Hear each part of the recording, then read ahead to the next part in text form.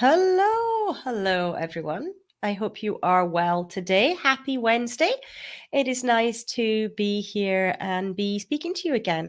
If you are tuning in, give me a hello. Let me know that you're here. And if you're watching the replay, please do still say hello. It would be lovely to know that you have watched. As always, any questions or queries, please do ask in the comments. The comments are open for you, so please do let me know if there is anything that I'm going through that you need more information on or that you don't really understand and want some more clarity on. If you are stumbling across this live stream and wondering who is this person, my name is Annette Ferguson. I am CEO of Annette & Co, UK-based accounting firm. I am a chartered accountant, certified profit first professional and financial strategist for small and micro business owners. Today, we are sticking on our theme of the week. Our theme of the week is profit margins. And specifically, today we are speaking about pricing strategy and how that feeds into the profit margins for a business. As I have been mentioning this week, profit margins are not just important for product-based businesses, as some common misconceptions might indicate. They are also really important for a service-based business as well. So do not ignore profit margins if you are a service-based business too. So why pricing strategy matters? Well, the thing is that the right pricing strategy can dramatically increase your profit margins without really actually changing too much else, because it all becomes profit. It all becomes upside. It flows to the bottom line. But pricing is an area that lots of people get stuck in, get worried about, get nervous about. And I completely understand why. It's very, very normal to worry about prices, because we want to get the balance between giving our customers and clients incredible value, but also pricing it at a price point that means that the business is profitable and can continue to be, because a business that does not make profit does not actually continue and can end up in a situation where it actually doesn't serve anyone at all because it goes out of business. Profit is needed in order for a business to survive and ultimately to thrive. So one real common mistake that we can often see and experience with pricing is undervaluing services, focusing too much on competitors, or using a cost plus pricing model.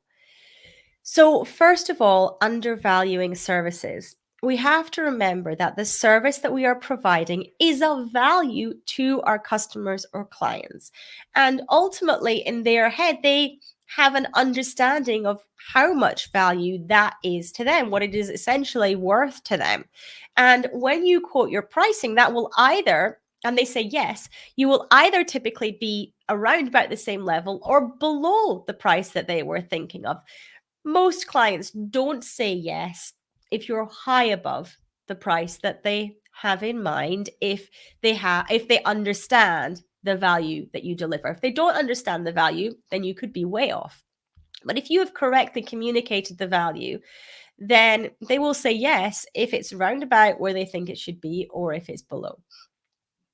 But the thing is that most businesses actually undervalue the services that they're providing. That is why I'm such a huge fan of something called value-based pricing, because that focuses on how to price based on the value you provide and not the time spent. So it ensures that pricing reflects the value you bring, because ultimately you are not just selling time, you're selling expertise, results, and value, and it's really important to price accordingly. So I want to give you an exercise today that can help you try and figure out where to set the value and where to set the price, and how those things are linked, and how to sell based on the value that you're providing. So what I want you to do at the moment is write down the current price point that you charge for one of your services. and write down every single item that is included at that price point. Everything you do, everything your team does, all the emails you send, the support that gets given, even stuff that you don't actually tell the client that you're doing, you're just doing it. Write down absolutely everything. And then I want you to ask yourself, okay, if I double the price, what would I deliver for that doubled price? What would I include in that so that I felt good about what I was delivering? And then I want you to double the price again. So now you've got a quadrupled price, a doubled price. And I want you to write down everything you would do for that doubled price. Let's assume that there is a law in place that says, okay, you have to be able to charge that quadrupled price. What are you putting in there? And you can write it all down again.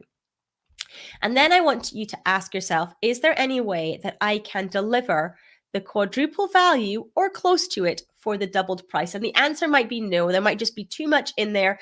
You might end up with too many costs and it doesn't work. But I want you to start thinking about, okay, what is the end value for the customer? Because if you are doing something that, say, generates your customer 20 grand in sales, could they reasonably expect to pay £5,000 for that? Yeah.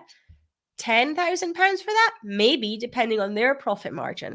So understanding where your value sits with your services and what you can offer, but also understanding where it sits in terms of what your end delivery is to your customer and client is really important as well. And not everyone will be doing something that ultimately is revenue generating. But ultimately, if you are serving a customer or client, you'll want to do something that delivers them a positive return in some way. So what is that? Structuring out what that looks like and what that is from a client's perspective to help you understand then what can be valued and the price point, therefore, that might be associated with that is incredibly important. Another common mistake that we can often see is when someone focuses too much on their competitors and what is called competitor pricing. So looking at all your competition and then picking a number that's kind of roughly the same as some of those. The big issue with this is that you actually have no idea, for the most part, how your competitor is performing financially.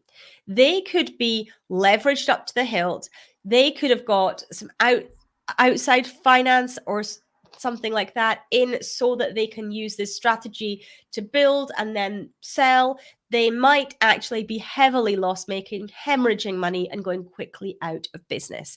And if you are using the same strategy as them for pricing without any idea of the outcomes or their goals or what they're trying to achieve or what their place in the market is, then you are setting your own business up to follow them potentially down a path to bankruptcy. That is not what we want. Therefore, yes, look around, understand what the market is willing to pay. That is an important part of a pricing strategy. But then understanding how your business and what you do is different.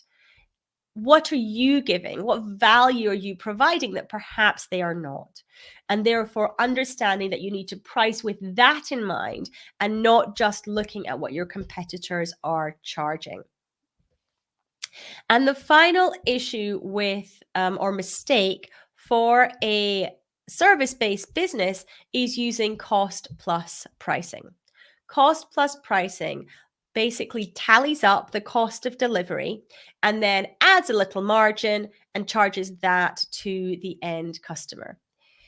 Whilst it is a way to price, it's not a brilliant way to price for service businesses because it completely ignores this value piece. And the value piece is incredibly important because whilst you might price your time or your team's time at X pounds an hour and add a margin, and there you go, there's probably other things in there that the client and customer really values that you should also be getting money for, that you should be able to charge for as well. So making sure that you layer in the value is incredibly important. And of course, when you're doing the value-based pricing method, you do need to reference the costs to make sure your costs are being covered. It would be silly to ignore costs altogether. They do need to be referenced. However, they don't need to be the base starting point for everything when it comes to your pricing.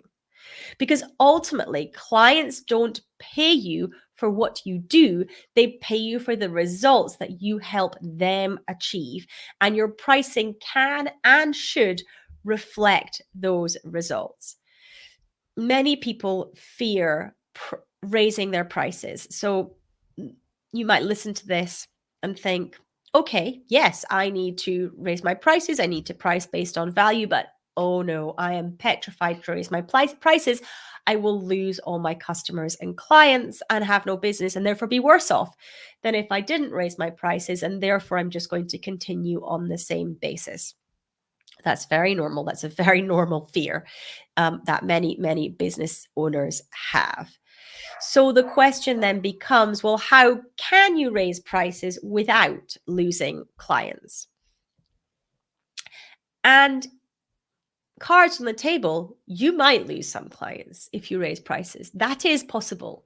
You may have clients currently that have come to you purely based on price.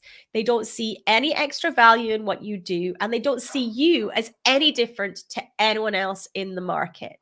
If that is the case, they will probably leave. But if that is the case, it also means that we as business owners have done a terrible job at communicating the value we provide to our clients. So the important part of that is to make sure that you communicate the value of your services to your clients and customers. They should understand the value you're providing. And so if you're looking to raise prices, you do need to make sure that you're coming from a place where they do understand the value. At the moment, you are hoping that they actually think you're a bit cheap for what you do for them and the value you provide for them.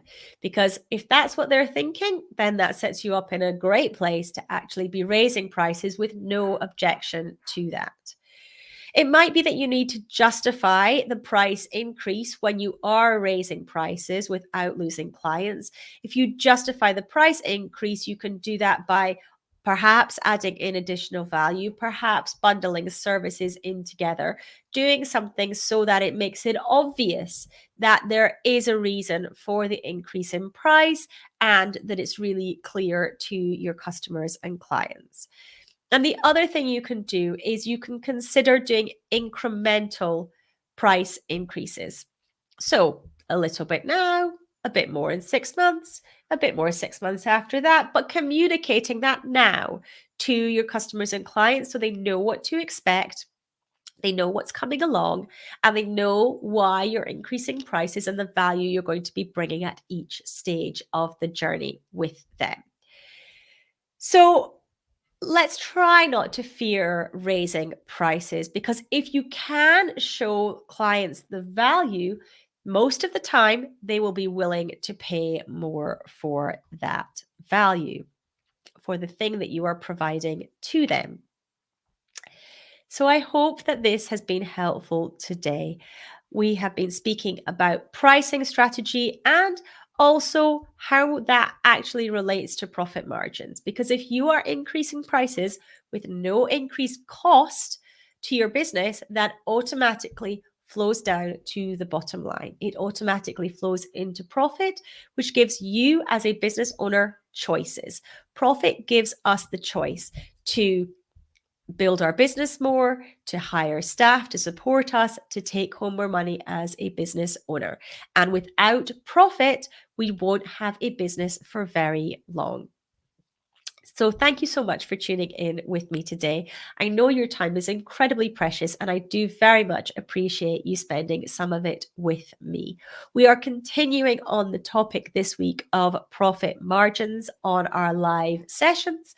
Therefore, please do tune in at 10:30 again tomorrow. Wherever you are watching today, you will find me there again tomorrow. So please do join for that. It has been lovely speaking to you. Thank you so much for watching and tuning in. If you have any suggestions on topics that you would like me to speak about, please do let me know in the comments. I am very open to suggestions to support you with your business journey. Thank you so much, and I'll speak to you all very soon. Take care, everyone. Have a brilliant day.